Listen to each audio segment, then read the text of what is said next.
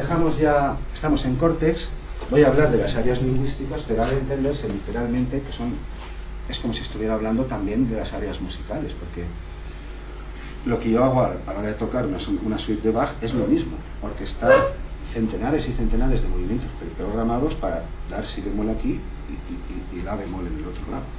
Por eso dice de las lingüísticas, pero entiéndase, música y lenguaje comparten muchos mecanismos cerebrales, no todos, algunos son exclusivamente musicales, otros son exclusivamente lingüísticos, pero ya lo aclaraba al principio. Mi habla es una mezcla de las dos cosas, de tonos musicales y de deformación. Vamos a ver qué hay alrededor de Wernicke, del área auditiva. Esto es lo que decía antes. Aquí es donde llegan las fibras del nervio auditivo, el octavo palcraneal, de los dos, una a cada lado, y alrededor hay al menos 12 áreas especializadas, esto ya son neuronas, la materia gris, lo que decía antes, en tratar diferentes componentes del estímulo.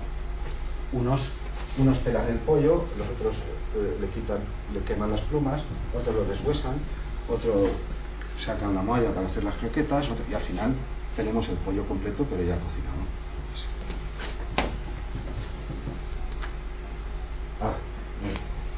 Bueno, no pasa nada, recuerda las cosas, ayuda, también distrae, hace reír.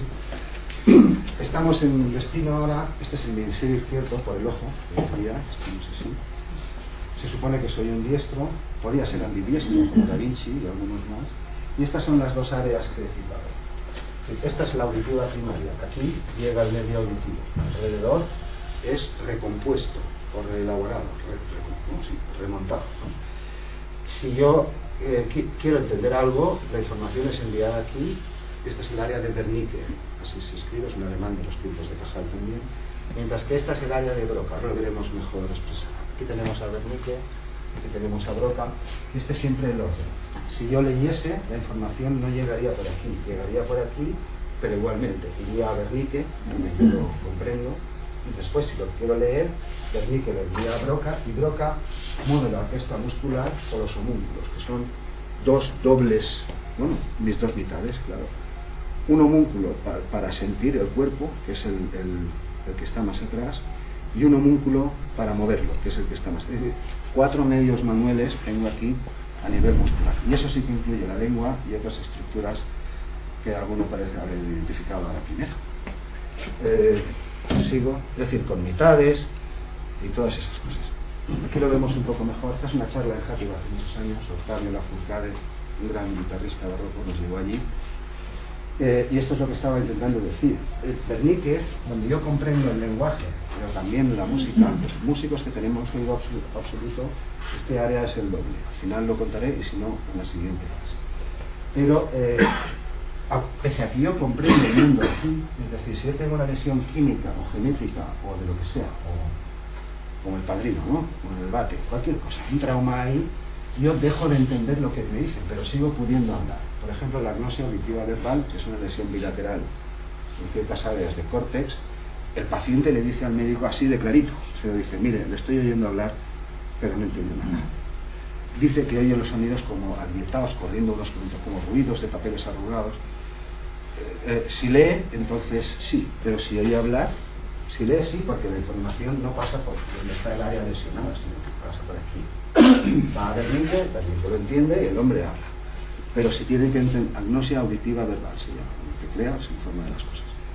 Pero si se dice, articulas perfectamente, porque Broca está útil y mueve la orquesta muscular, ahora la veremos, pero no entiendes nada de lo que te están diciendo. Con todo, por eso está aquí para aclararlo, Wernicke no es un depósito del léxico, no es un diccionario, no es un banco de datos con palabras, sino que es más bien una especie de matriz, como las de los matemáticos. Una matriz no es nada concreto, ofrece muchas posibilidades. Bueno, que Wernicke decodifica los sonidos, las palabras, los idiomas, si hablas varios, pero realmente recurre. El lenguaje, es lo que estoy intentando decir, no es el habla. El habla es un caso particular del lenguaje, pero el lenguaje es una función cerebral superior. Es decir, yo puedo decir lo mismo exactamente, a lo mejor no, pero yo podría dar esta clase por gestos, que no son los signos alfabéticos es decir, los sordos tienen dos sistemas.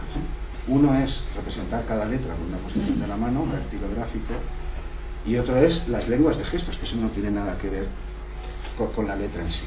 Diré más, yo podría aprender esta clase por Braille si fuera ciego, en cuyo caso la información ni entra por el oído ni entra por la vista, pero acaba en Wernicke, claro.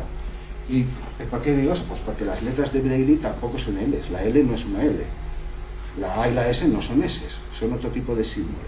Es decir, el habla, el Braille, las lenguas de gestos, cualquier idioma escrito, son solo casos particulares de una función cerebral superior que Luria llamó lenguaje, y eso es lo que hay, eso es lo que intenta ilustrar.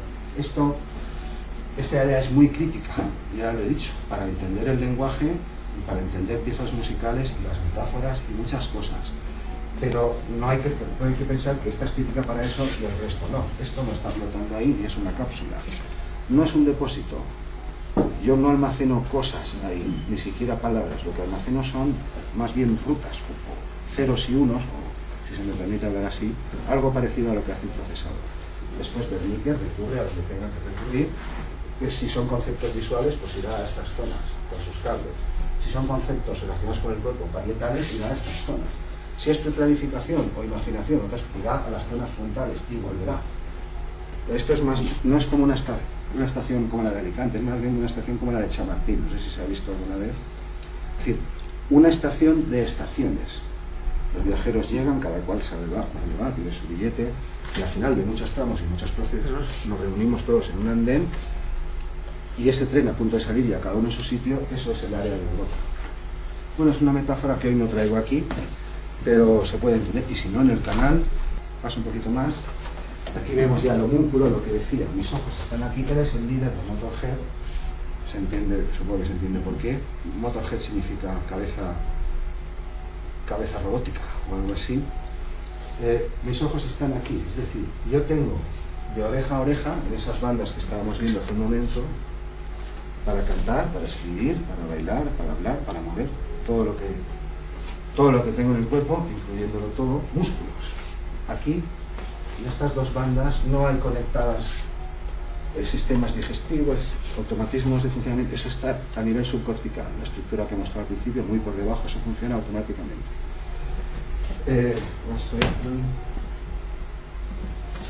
Sí, mis ojos están aquí y yo tengo de oreja a oreja, como se ve aquí, dos bandas musculares donde están representados todos los músculos de mi cuerpo, salvo el diafragma y el corazón, que también es un músculo, pese a que algunos dicen que las emociones están en el corazón. Esto es literatura medieval. El corazón es una monda de patata, un músculo en forma de monda de patata de 1 metro, es una bomba que dura 80 años funcionando fantásticamente y lo único que hace es bombear, eso tampoco es músculo. El estómago también tiene paredes musculares, pero todo eso no está conectado aquí. Esto es el control motor voluntario. Decían antes sistema extrapiramidal, ya no se dice así.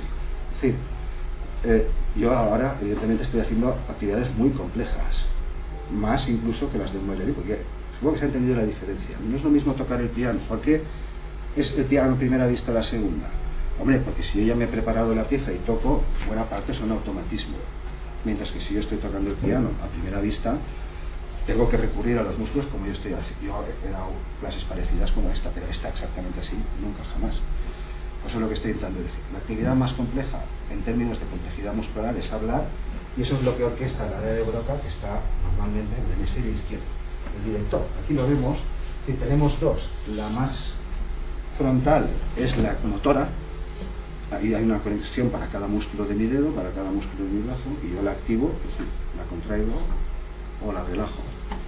Y después, en paralelo, aunque no exactamente par y paso, es decir, estrictamente no, pues tengo otra para sentir la información de mis músculos, los motores y los que no son motores, bueno, que también son motores. ¿Se ve esto? ¿Se entiende? Aquí se ve una sección para ilustrar que hay dos, en efecto. No tenemos un solo homúnculo, tenemos dos medios homúnculos. La mitad de mi cuerpo, es decir, la mitad contraria de mi cuerpo para moverlo, la mitad contraria de mi cuerpo para moverlo y detrás para sentirlo. Avanzo un poco más.